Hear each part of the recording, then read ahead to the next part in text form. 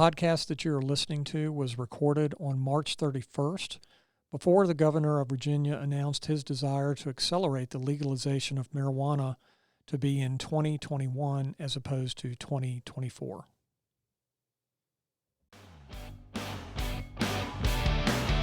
Hey everybody, this is Shenandoah County Sheriff Tim Carter, and today I have a special guest with me. It's Special Agent Josh Price with Virginia State Police.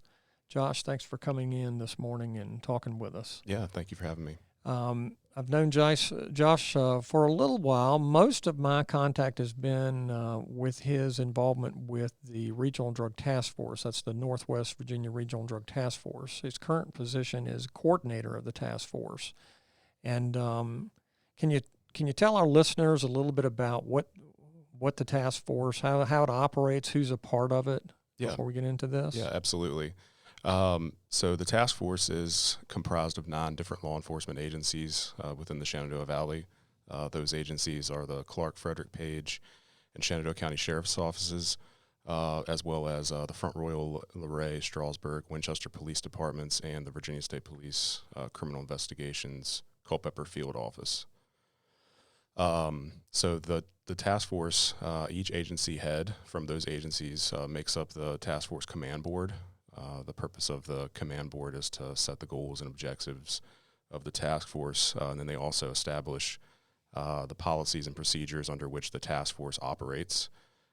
Me as the coordinator, I act under the direction of the command board, and then I'm directly supervised by the Bureau of Criminal Investigation Culpeper Field Office. So as the coordinator, I'm really the principal liaison between the command board and then the task force officers and members. So I really manage the day-to-day operations, so to speak. Right. Now, there are several task forces around the Commonwealth, right? There are 22 last I checked, Right. But Northwest, our task force, is the largest multi-jurisdictional task force in the Commonwealth, and we're actually routinely the most productive. Last year, our task force generated over 900 criminal investigations just itself.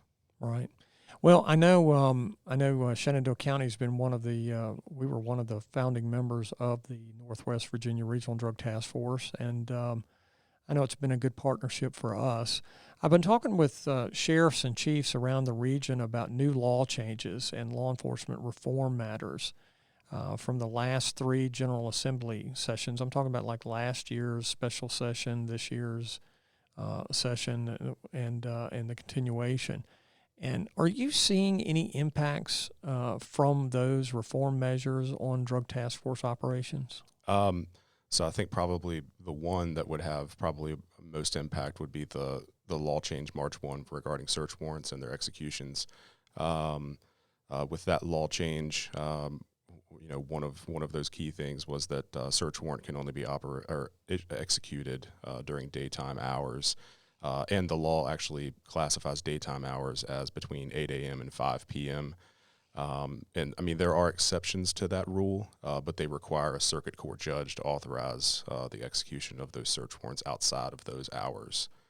The other one that would probably have some impact on us is going to be the law change also requires that a uniformed law enforcement officer be present when those search warrants are being executed on a place or an abode. So someone's residence.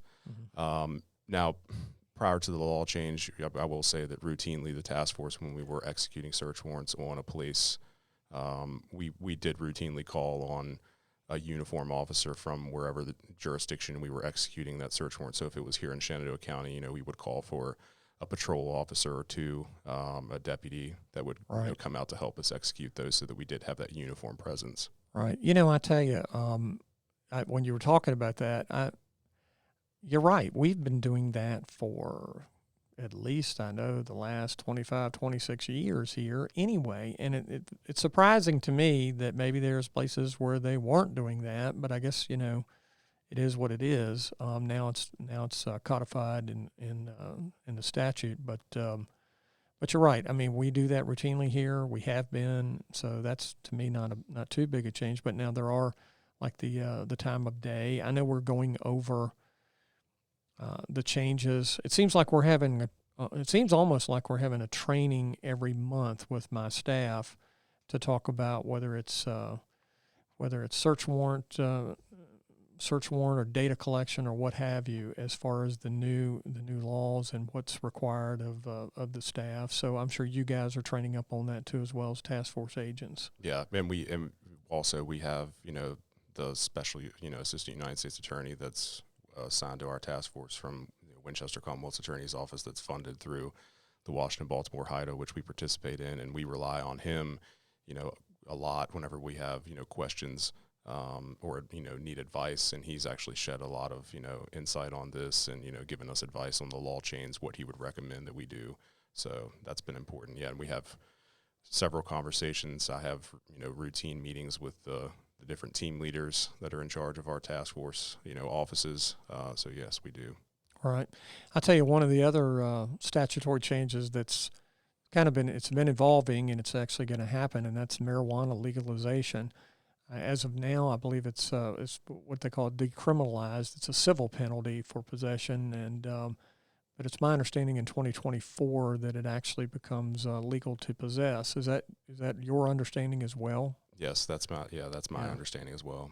But I would think, now I can't speak to other teams or other task forces, but I would think that majority of our narcotics trafficking cases are not marijuana cases, and they haven't been for quite some while now. No, illicit opioids and methamphetamine are probably the most prevalent in our region. Now it does depend on geographic location. Opioids like heroin and fentanyl are probably more common in the northern part of our area of responsibility, around the Frederick, Winchester, even Warren County area.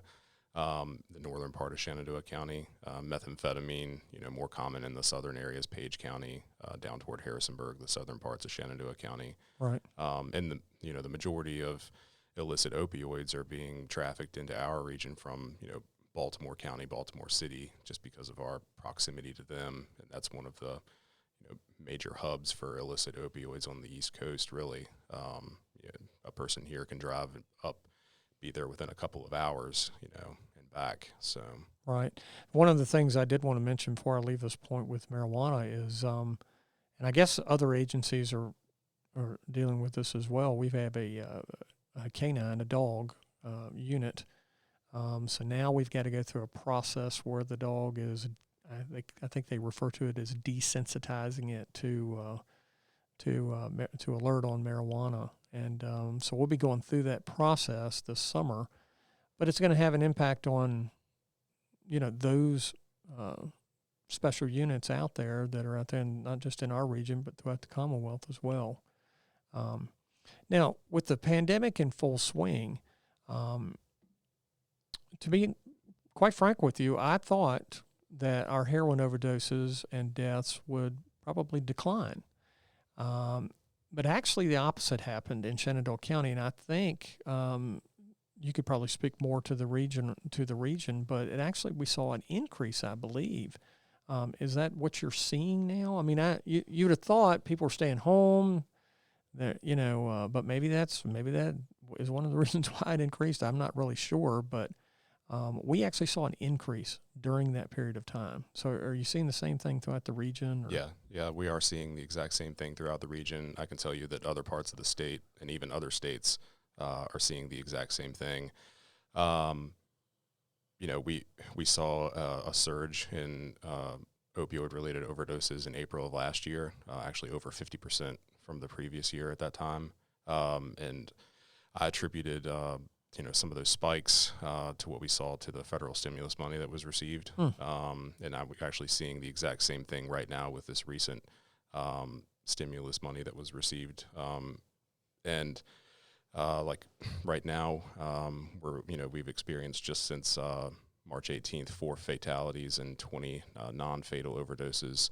Between April and May, April 14th and May 17th of last year, there were 11 fatalities and 11 non-fatalities, and that was right after that first stimulus money was received. So I think that was kind of like an unintended consequence there. But, also the spike, we can attribute it to the increase in stress during the pandemic, and then also that period of isolation, that came with it. those struggling with addiction and that are in recovery, they saw a disruption in their treatment programs, the group meetings, and their social interaction. That's something that they rely on.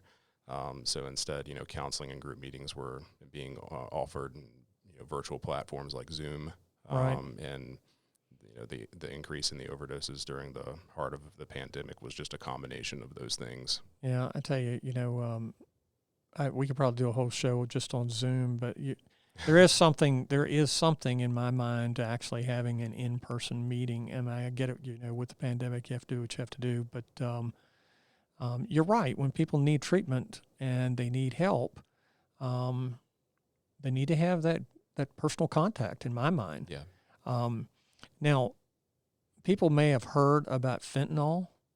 Can you talk a little bit about what fentanyl is and how it may have some relationship to the overdoses and deaths that we're seeing? Yeah, sure. Fentanyl really began popping up on the scene, in our region a few years ago. Now I would say that it's present in just about every illicit opioid. What fentanyl is, just a little bit background on it. It's a synthetic opioid that is actually 50 to 100 times more potent than morphine. Actually 2 milligrams of fentanyl is actually deadly to the average person. What I tell people is take a look at a ballpoint pen. The amount of fentanyl that you could fit on the tip of a ballpoint pen is really enough that could kill you. Pharmaceutical fentanyl was developed for severe pain management, usually with cancer patients, and usually came in the form of a patch, or like a lozenge. In recent years, China's been the primary source of fentanyl and fentanyl analogs that are being trafficked into the United States. And I do know, just in the conversations that I have with federal partners, that many Mexican drug cartels are actually producing increased quantities of the drugs. They actually have large clandestine labs that they're actually making fentanyl to be trafficked into the United States and other parts of the world. So, but our task force is seeing either fentanyl being mixed and sold in other controlled substances, or now one big thing that we're seeing is these pressed tablets that are disguised as oxycodone and other controlled substances, or it's being sold just purely as a white powder. I know we caught a little bit of criticism when we went to the Narcan, the substance that you would use during an overdose. But from the main reason we initiated that program was mainly officer safety. Absolutely. And it was because we were seeing in other parts of the country and even other parts of the Commonwealth these accidental exposures when a officer was investigating a narcotics investigation, and where they would actually have an accidental exposure to fentanyl, which can be deadly. So it is something that the public needs to be aware of. These, I'm glad you brought the information out to us, but it's something that is being mixed with heroin, and it's also making it more potent, more dangerous, more deadly. But we were concerned about it from purely an accidental contact with our officers, and that's why. So, but I'm glad we got to discuss that a little bit. Now, there is another initiative that I wanted to bring up, and that is the drug court in the northern part of our region. And it's my understanding, I think Page County received some kind of a grant, so they're going to initiate a drug court over in Page County. But can you talk a little bit about the whole drug court initiative and what it's doing in our region? Yeah, sure. And you're absolutely right. Page County did just recently start a drug court, and I believe that was through the assistance of a grant with JMU. But the drug courts, they work alongside enforcement efforts. For example, someone who's recently been arrested or charged with drug-related crime, usually possession, for example, could be eligible for a drug court program like they have in the Winchester-Frederick court system. Through that, they move through different phases, in that program. Each phase is different, requires, different, things be accomplished and completed. They must attend, meetings and treatment. They have curfews, random drug screens. Mhm. They attend court on a weekly basis. It's actual court, with a judge sitting right there in front of them, and they discuss what they've done for the week, meetings they've attended. They can, complete community service projects until they, can hopefully finish the program and then commence or graduate, so to speak. And many actually, I know, move on to become certified peer recovery specialists, so that they can be available for those that are also, suffering with substance abuse. But the Northwest Virginia Regional Drug and Gang Task Force is a member, like I mentioned, of the Washington-Baltimore HIDA. So in 2016, when the drug court in Winchester-Frederick County was formed, that was at the same time that Frederick County was designated as a high-intensity drug trafficking area after the task force applied on their behalf. And the Washington-Baltimore HIDA actually supports treatment programs like the drug court, and so they do actually, help fund the Winchester-Frederick court, drug court. So that is helpful that Frederick County was designated, and the HIDA actually helps fund that program. Right, and I know, I think right now it's Frederick County and Warren County are actually, the task force is part of HIDA, but it's through those two organizations. Correct, I think. yeah. And I know Shenandoah County has applied. It's a very competitive process, just so the listeners understand that. We've applied several times, and I think we have an active application in now for the next allocation of those positions. But it does provide resources that you wouldn't normally get from the locality. Yeah, it does. Mm-hmm. They offer a lot of support for treatment. Especially in areas that may not have treatment like the Winchester-Frederick, area does. They have a lot of treatment programs, and so the Washington-Baltimore HIDA, they can support, some of those counties and localities that may not have those resources and kind of help build them so that they're there for the, members of the community. Right. Well, Josh, those were all the questions I had for you today. Is there any other points you'd like to bring up while you're here? No, I really appreciate this opportunity to, come in and discuss and the task force and shed a little insight on what it is that we do here in the Shenandoah Valley. I really appreciate this. Yeah, well, listen, my guest today was Special Agent Joshua Price with the Virginia State Police. And Josh, I wanted to thank you for the help you've given my office, the sheriff's office here, the work that you do in our region, and the relationship that we have with our regional drug task force. It's a lot of moving parts. It's probably like herding cats for you, I know. And we do appreciate everything you've done for us and what you do in the region. And thank you so much for coming today. Yeah, thank you. Thank you all for joining me today. And don't forget to follow me at Timothy C. Carter on Facebook, Twitter, Instagram, along with full podcasts that can be found on my YouTube. Hit the subscribe button to get new show notifications, and smash that like button. Thank you.